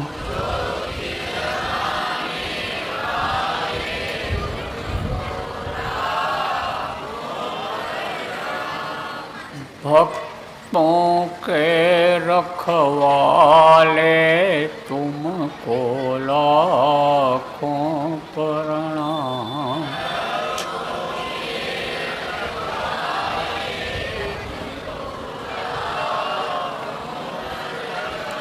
भक्तों पर हैं तुम्हारे लोचन,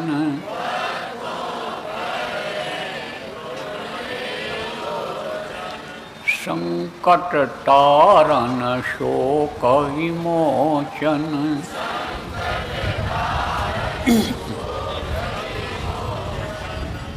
गुरु तुम ही पापों के मोचन।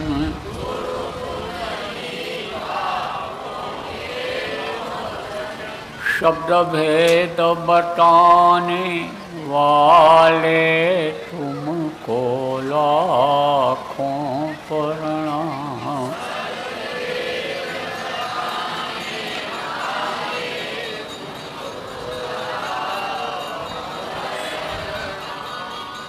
भक्तों के रखवाले तुमको लाखों प्रणाम।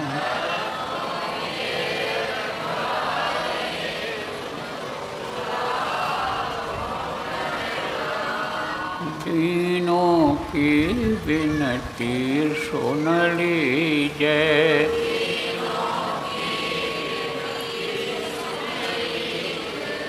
किंकर जानी कर कृपा कीजिए।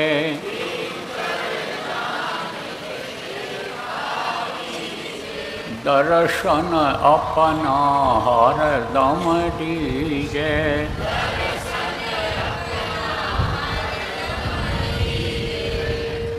यम त्रास मिटाने वाले तुमको लाखों प्रणाम।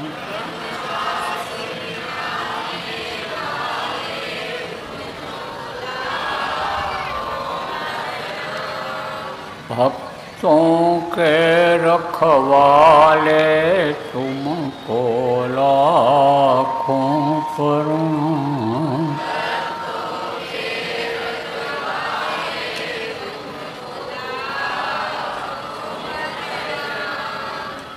तुमको लाखों प्रणाम।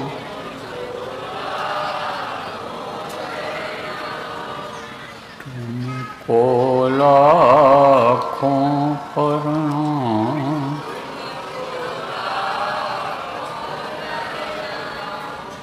जय गुरुदेव, जय गुरुदेव, जय गुरुदेव, जय गुरुदेव, जय जय गुरुदेव।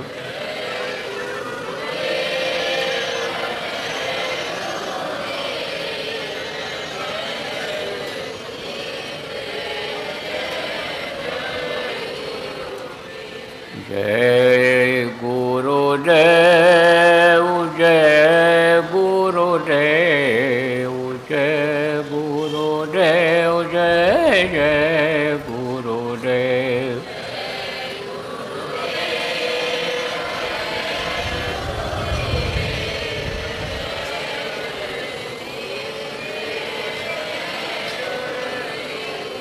देखो इसी तरह से नाम धुनी बोलना है जैसे मैंने बुलवाया, बुलवाना शुरू कर दो घर में। और जय गुरुदेव नाम की कोई परीक्षा लेना चाहो तो ले लेना। जब हर तरफ से निराश हो जाओ, कोई सहारा ना हो, तब जय गुरुदेव बोलना, देखना कोई ना कोई रास्ता मिल जाएगा, कोई ना कोई उपाय समझ में आ जाएगा। कोई काम न बनता हो, आपका बहुत परेशान हो, 10 बार दौड़ के गए हो, अच्छा काम होना चाहिए तो आप 10 बार जय गुरुदेव बोलना ध्वनि और प्रणाम करके निकल जाना घर से। देखना कुछ ना कुछ बनेगा। जो आना 4 आना से लेकर 16 आना तक काम बन जाता है। मौत के समय कोई बहुत तकलीफ में हो, छटपटा रहा हो, तो उसके कान में 10 बार जय गुरुदेव ध्वनि बोल देना, देखना खुद बताएगा। वो बीमार हो कोई, 106 डिग्री बुखार चढ़ाओ, उतर न रहो, अब ये हो कि अब जान लेकर ही जाएगा। खूब दवा पिला चुके हो, पिला देना दवाई 10 बार जय गुरुदेव बोल ध्वनि बोल करके वही दवा फिर पिला देना। देखना अगर भूत प्रेत बाधा या कोई और बाधा होगी जिससे परेशान होगा तो हट जाएगा, वो आराम मिल जाएगा। बढ़ा के लटा देना, 2 घंटे के बाद देखना बुखार कम हो जाएगा। और मौत के समय की पीड़ा होगी तो आराम मिल जाएगा उसमें। आराम से पता चलेगा आप जा रहे हैं। तो आप परीक्षा लेकर भी देख सकते हो, उनको ना विश्वास होगा और बराबर बोलोगे तो फायदा दिखेगा गुरु महाराज। ऐसे और भजन ध्यान सुमिरन आप सब लोग करते रहें और थोड़ी सी जगह प्रेम के दिल में बना लेना। हम तो याद करते ही रहेंगे, आप भी याद कर लिया करना। बोलो जय गुरुदेव, जय गुरुदेव, जय गुरुदेव।